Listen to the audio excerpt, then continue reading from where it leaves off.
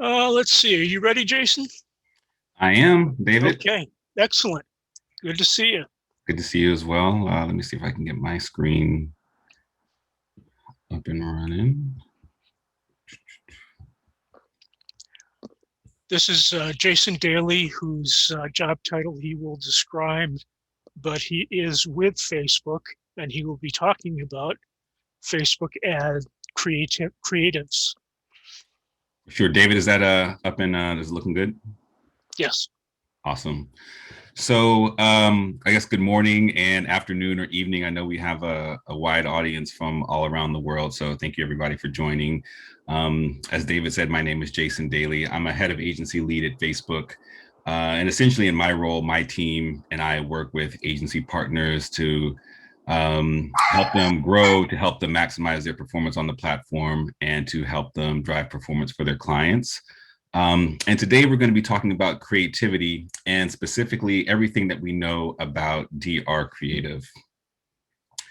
Now, there are 1,000 different things we could have put as a topic today or discussed. So why creative? You know, we could have been talking about brand safety, targeting best practices, the evolving data ecosystem and the death of the cookie. iOS 14 has already come up, attribution. We're going to talk about creativity because ad creative is one of the most important factors in determining the success of a campaign on our platform. And so once you've done all of the things that Agvila has told you to do, and you set up one of the most sophisticated audience strategies, and you have a really complex targeting approach, and you've got pixels implemented all over your site, you're still left with a blank canvas with which to put something in front of the consumer.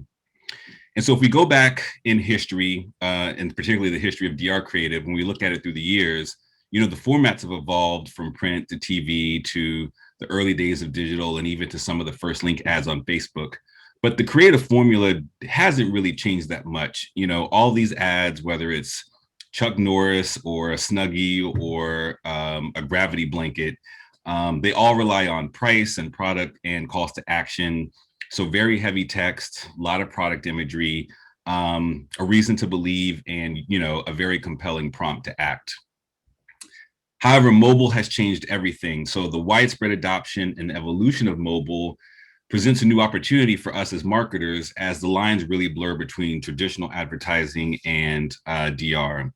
And so, you know, in your phone today, in your mobile newsfeed, attention doesn't discriminate between, you know, the personal posts that you see and the ads that you see. And we really have to use relevancy and creativity to stand out. Even objectives and how we think about marketing is less relevant. And so when you're scrolling through, you know, your Twitter feed or your Facebook news feed, you don't see a piece of content and think, oh, well, this is a brand ad. Let me be emotionally moved. Or, oh, wow, this is a DR ad. It's okay if it's a little crappy. And so everything that you put out is really an opportunity to invest and connect with a relationship with your consumer. And what we know is, you know, for our platform, at least in particular, the average person is consuming more than a Statue of Liberty's worth of content every day. And so creative is the most important lever that you have. Now, this all makes intuitive sense, but the data actually backs it up as well. And so what we found and what's been corroborated by third parties is that about 50% of your impact, which is the performance that you're being paid to deliver, whether that's, you know, your boss or, you know, it's a company that you own, you're paying yourself, that 50% of that impact comes from creative. This particular stat that you see comes from a Nielsen Catalina study, which showed that about 56% of a brand's sales lift from digital advertising can be attributed to the quality of the creative. So this is true for our platform, but it's true for all of the other marketing and advertising that you're doing on the web as well. So creative is the key driver of campaign performance, and even the best media plans won't perform or won't do well or won't save a campaign if the creative is poor. So how does this actually play out specifically for Facebook? Well, the Facebook auction is really designed to create the most value both for people, so the people who come every day, as well as businesses. And it's really built to balance two fundamental goals. On the one hand, we're trying to maximize advertiser value.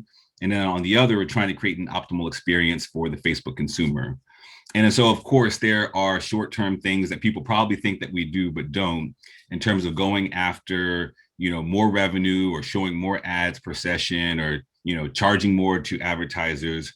but what we understand the true value of, we could be providing them, but we really stay focused on the long term, because we believe that in doing so, we can create and increase the pie for everyone, both for advertisers and the value that you get from it, but we also want people to come back using the service over and over and over again.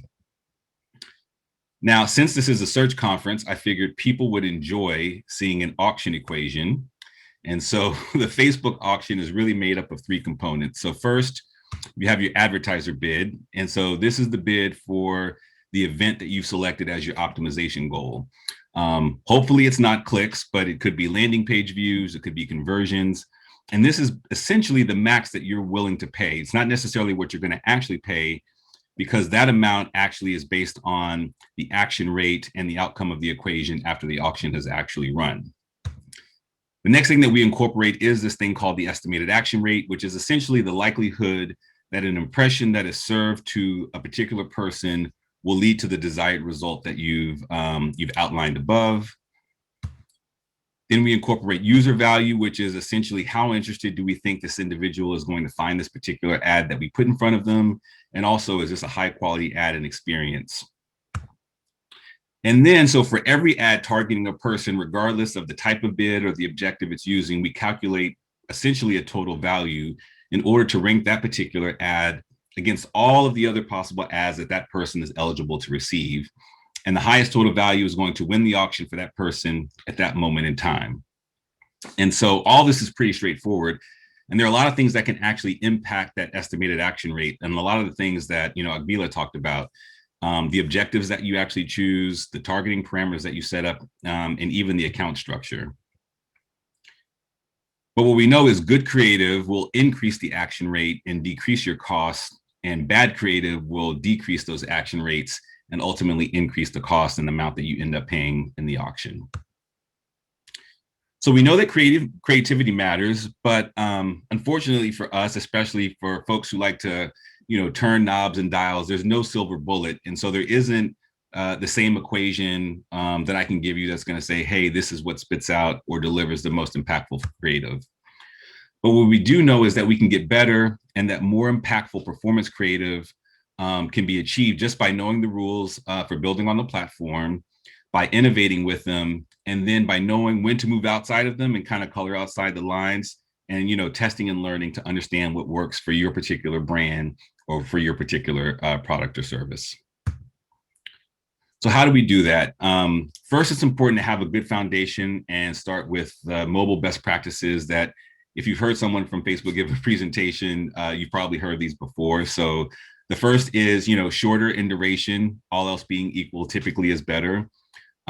6 to 10 seconds tends to be the sweet spot for most high performing DR ads, but we've seen some longer ones perform well. And, by longer, I mean 15 seconds, not 2 minutes. You want to design for sound off, just in case the user has their phone on, no volume mode. So maybe they're on a bus, or, maybe they're standing at the line at the store, but you want to delight with sound on, because increasingly we're seeing that people are in a lean back experience and they're laying on the couch, and that's how they're consuming their mobile content. And then finally, you want to frame your visual story in the right aspect ratio. And so in the news feed, what we recommend is 1:1 as a suggested ratio, which will allow the call to action and the buy now or the learn more button to be visible on the screen, as opposed to 9:16. And you're also just taking up more visual real estate, and so more eye-catching for the user themselves. So once you've done those basics, now it's time for you to layer on these creative considerations that will actually help drive action, and that we found to actually drive better performance through numerous studies. So you want to have a mix of video and static together. We find that works better than either format alone. You want to highlight the brand early, typically within the first 3 seconds. You want to showcase the product or service for the majority of the video. You want to get noticed using thumb-stopping visual techniques. You want to provoke and promote with the text copy. And finally, you want to play around and play more with different formats. And so let's go into each of these individually and show some examples of how this actually plays out. So static plus video. So we've done a lot of meta-analysis, a lot of studies, and then we did a meta-analysis of about 5,000 conversion lift study cells. And what we found is that DR campaigns that combine both video and static ads had the highest conversion lift outcomes compared to only static only or video only campaigns, implying that basically the two formats either complement each other in some way in the messaging, or they attract different audiences, allowing you to drive better performance. This is an example from Aveda, and what we see is that just by adding some simple lightweight motion and text, they were able to clearly define the product benefits, again, in a thumb-catching way that was ultimately more informative than the image alone. And what they found in this campaign was that it actually drove 22% increase in incremental sales. So what are some other ways to build motion into static image assets so that you can actually have a wider portfolio? Well, you can use basic motion and kind of play with the elements of the background that are drawn to the eye. Here are some examples from the Honest Company, and there are a lot of tools that allow you to do this easily. So even if you're not a graphic expert, it can be a pretty low lift. You can also put the brand in motion, starting with the brand logo in this particular example.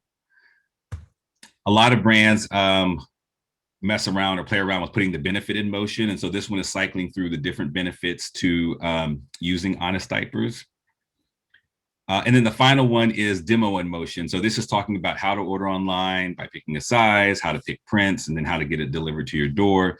And this one is really great for a product that's either complex, or if you have a new brand or service where you really need to educate the consumer on what the offering is. All right, so let's move on to the second creative consideration, which is highlighting the brand early. What we found is that the brand association within 3 seconds of a video start is positively correlated with conversion lift. And so some of the ways that you can do this in video are you can show a logo that has a recognizable spokesperson, recognizable colors, product or visuals.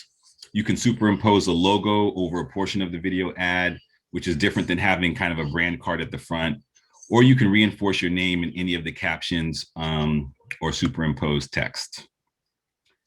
Now let's talk about showcasing the product. Again, from a lot of studies that we've done, what the data tells us is that if you are using video, the most of the video, in terms of the content, should be showcasing the product or the service that's being advertised, similar to what John was saying before. And so some of the ways that you can do this are through showing multiple products or variants. So the first one is an example of by Beats by Dre, where they achieved a 29% increase in purchase lift going through different variations of the headphones.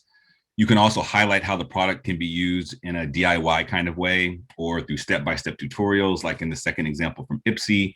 And then finally, you can visually show what people would be buying for the majority of the video, especially at the beginning, calling out like features or benefits, almost personifying it in this ad from Harry's.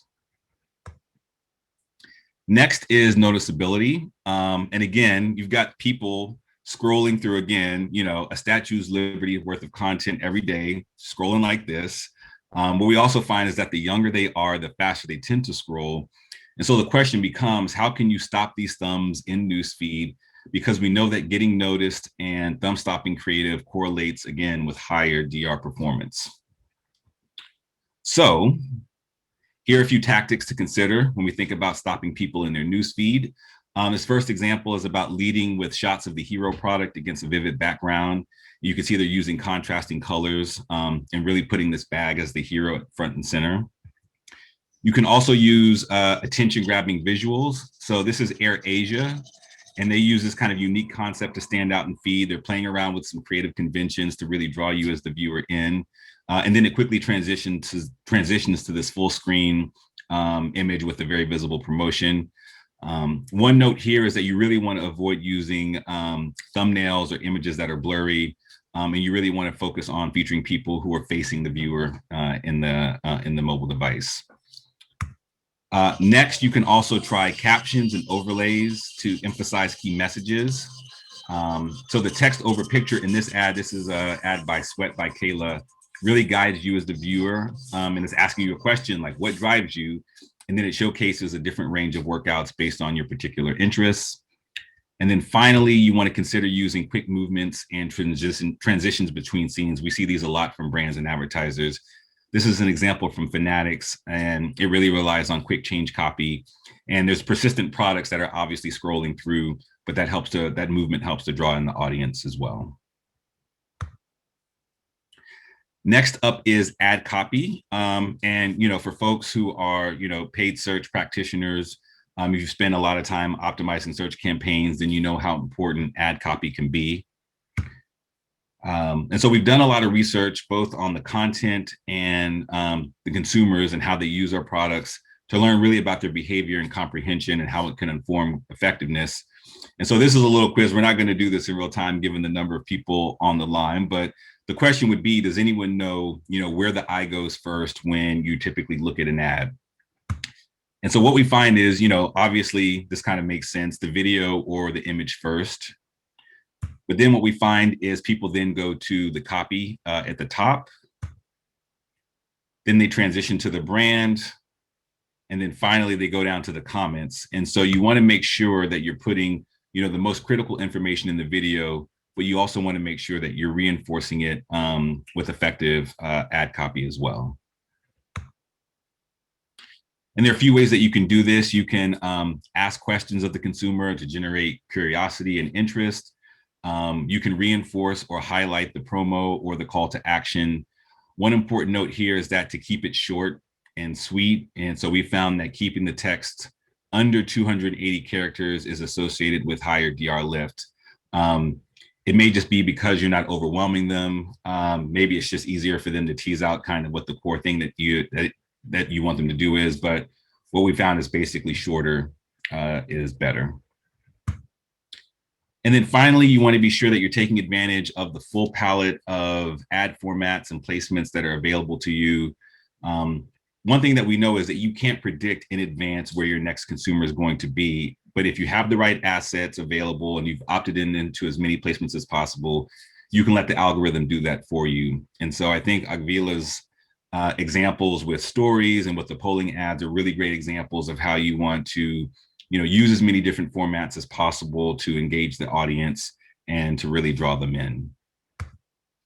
Another example are collection ads. You see some examples here. So collections are a great way to combine video and shopping ads, essentially combining brand and DR to create emotion, through sight, sound, or motion, while also collapsing the funnel and driving action at the same time.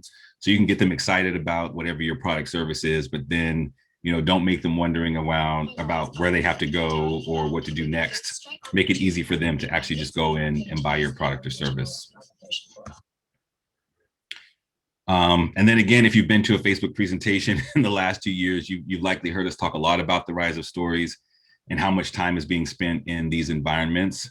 And so when it comes to testing Instagram stories, we're still learning a lot about what some of these best practices are and what works specifically for performance campaigns. But again, we recommend using mixed formats and adding stories to a placement optimization campaign. This is an example from Kayak, the travel search company you probably all very know well, which ran video ads both in Instagram stories, Instagram feed, and Facebook news feed in one ad set using placement asset customization. And they found that by combining ad formats, they were actually able to drive a 5x increase in overall conversions. So what's the main takeaway? I think, the one thing that we're saying is, you don't have to abandon all of the direct response expertise and the best practices that you've developed. All of those are important tools and skills that you have. But what you want to do is take those skills and that know-how and really adapt it for mobile and adapt it for the mobile world that we're living in. And create mobile first creative.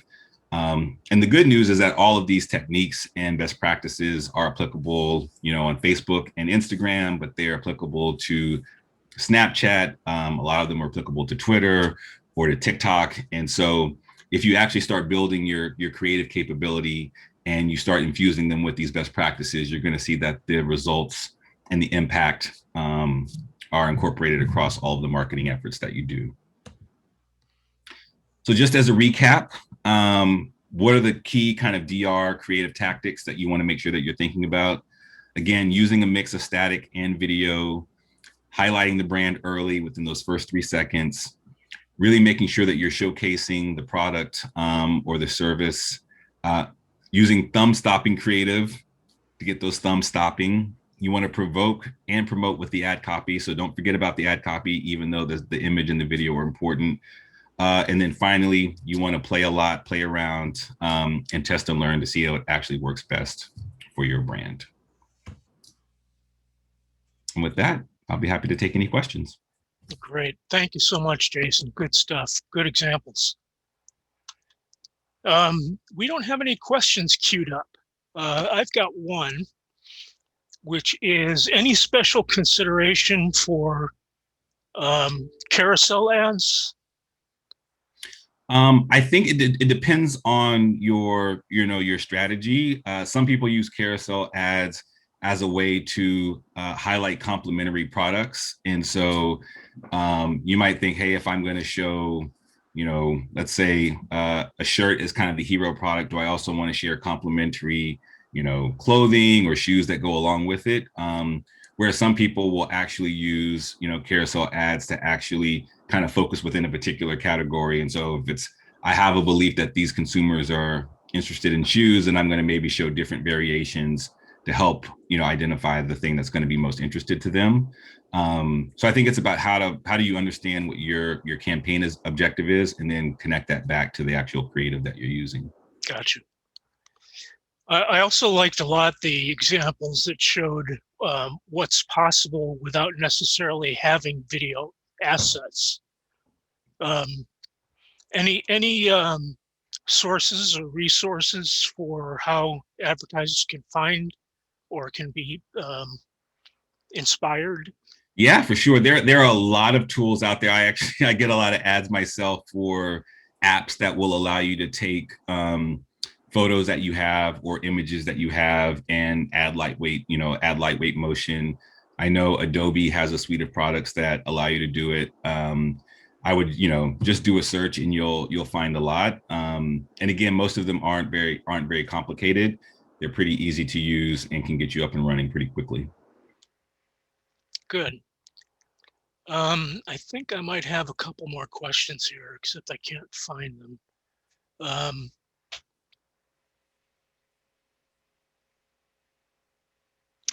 Yeah, we've got one question from Moshe. He is working mainly on the performance side and not on the creative side. And he wants to learn how to guide the client to improvements, but it's not in his best interest to do it himself. So any recommendations for him? I think what I would say is, maybe if it's not his capability or his strength, or it's not necessarily something that is profitable for him to do, what we find again is the better creative you have, the better performance that you're going to have in terms of the campaigns. And so at the end of the day, if all he is responsible for is the media setup and execution, if he's not getting good creative based on some of these best practices from his client, his performance is going to suffer, and the client may not understand why that is. And so I think these principles will allow you to have a really thoughtful conversation with the client about here's what's working, and here's what's not working. And even if you're not going to be the one doing it, you can still make recommendations and help guide them in the ways that they should be thinking about it. And I think hopefully what that will do is obviously not only improve the performance that you're able to deliver, but hopefully, the client is going to look at you more as a thought leader and a partner, and someone who understands that, hey, like, even though this isn't specifically what I've asked him to do, he's really helping me try to grow my business. And that will hopefully, buy you some goodwill and strengthen the relationship and the partnership that you have with them. That's what he wanted to know. Let's see, I've got another question. Actually, I have a few people that are raising their hand, but I can't see how to acknowledge them. So for those people, could you please type in your questions in the chat or the Q&A? I think I see some of them. I'm not sure which ones. Okay, there's several in the Q&A.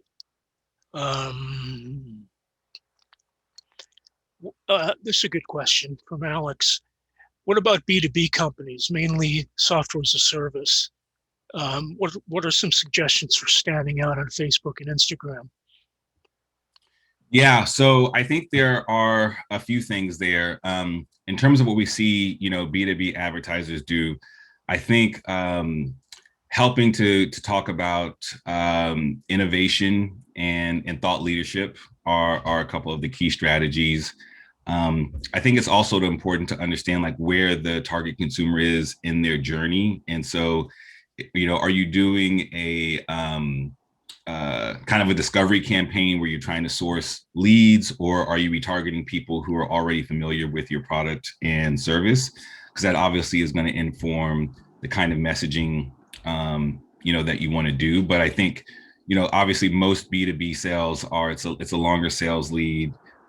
There's more education that has to be done, and so it's really how do you take some of Agbila's recommendations and make sure you marry the creative with the campaign objective and where the consumer is in their journey.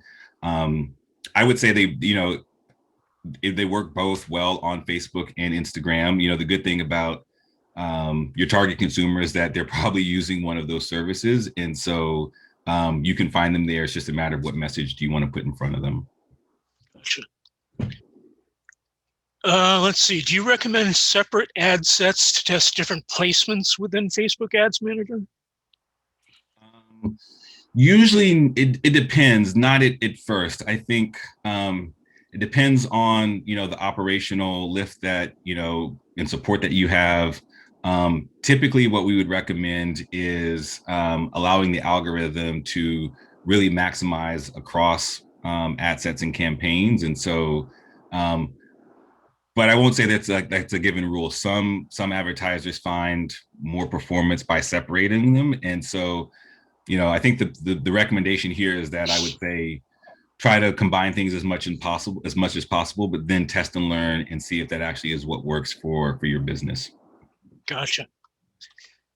Okay, another question.